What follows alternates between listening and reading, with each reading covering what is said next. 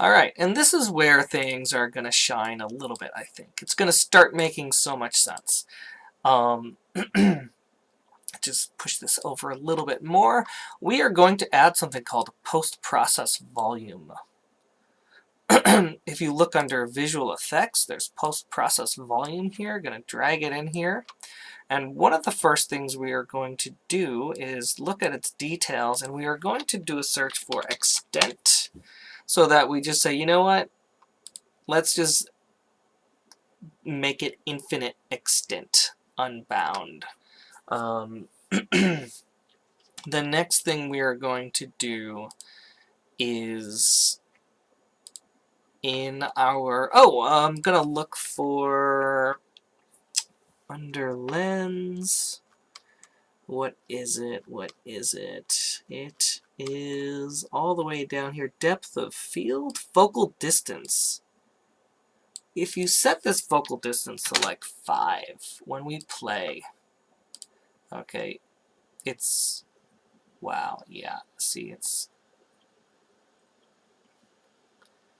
but I want to be able to see the cane, but not much of anything else, okay? Or, whoops, there it goes. And so what I want to do is, oh my gosh, I didn't give us the ability to walk. Oh, I'm going to delete that post-processing volume. I didn't give us the ability to walk. Okay, good. Sorry. Once we destroy that actor, this is when we will now say we are going to change our height. So I'm going to grab this. I'm going to the capsule component. I'm going to set. I'm going to grab this stuff that I set all the way up here. Set capsule height and set capsule radius.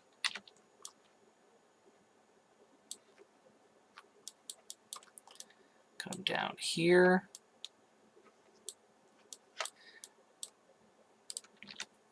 There we go. I can delete this now. And I'm going to say set this back to,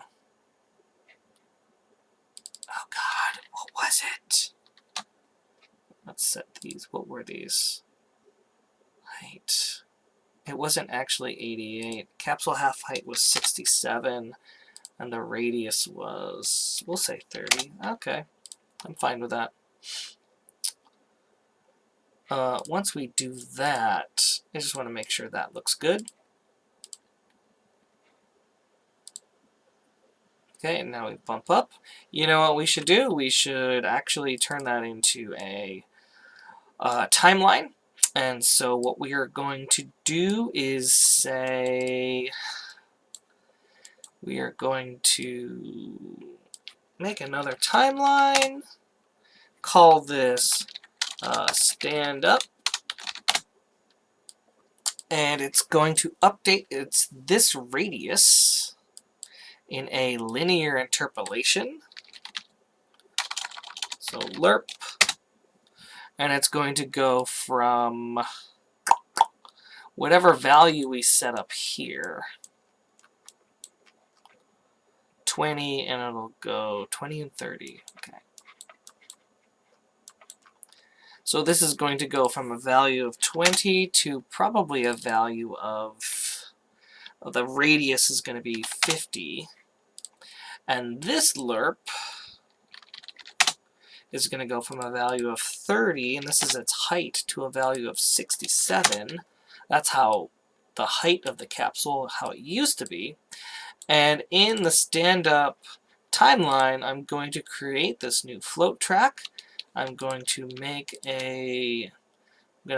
this go to, this is going to be a 0.5 second animation.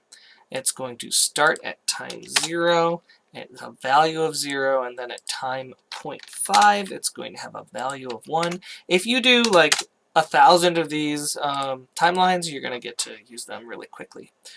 I'm going to go to event graph. Okay, now we have this new track to say, hey, they're both going to take a half a second long, and they're going to interpolate between those. And yeah, I'm going to do one last thing. I'm going to right-click the nodes here and set them to auto. Good. Compile. Now when I do that, I'm not going to stand directly up. I'm going to get up like that. I still can't move.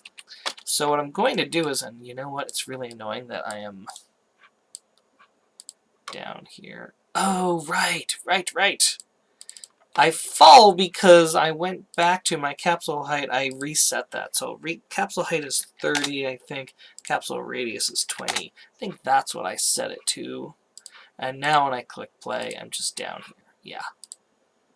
Woo! Yay! Now I can walk. But I can't yet because I have to do one more thing.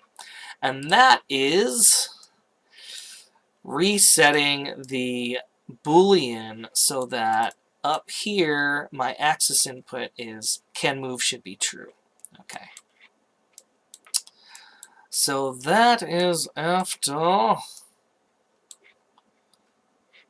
this, I will say set can move to be true. Compile that. Yay. I can't move. Ooh, I got this nice cane. I'll pick it up. Ooh, now I can move. Alright, there we go. And now I can do that. Awesome. Okay.